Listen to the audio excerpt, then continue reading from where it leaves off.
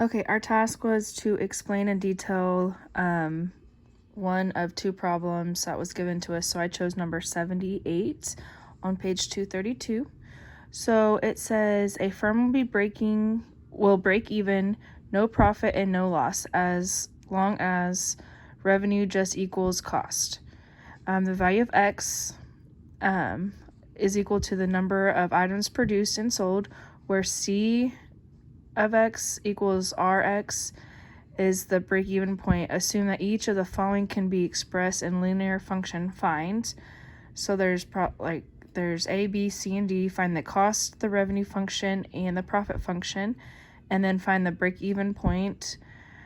So on number 78, it's the fixed cost is $2,700. The variable cost is $150, and then the price of the items is $280.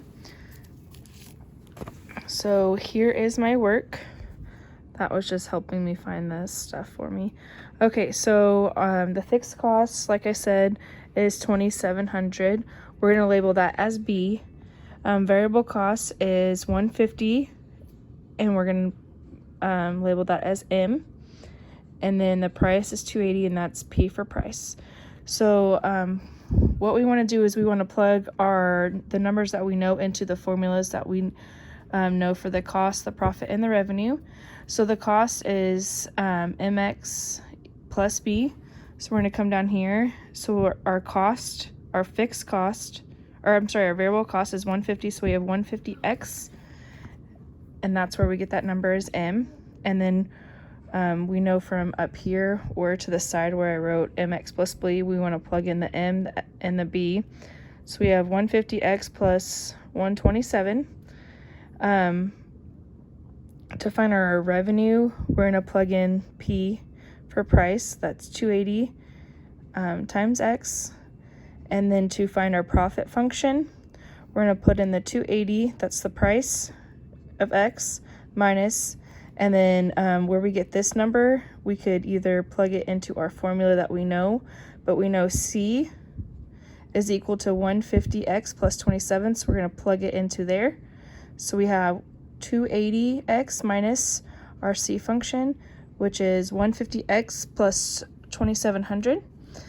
To get rid of the parentheses, we're going to use the distributive property. So we're going to distribute that negative sign throughout. So we're going to have 280X minus 150X minus 2700.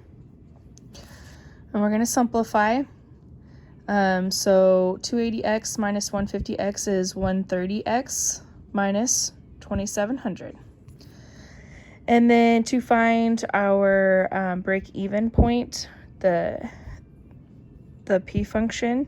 So we want the P function, which is what we figured up right here, and we want it to be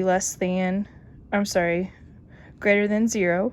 So we're going to put that 130X minus 2700 is greater than 0, and we're going to solve and get X by itself. So we're going to add 2700 to both sides.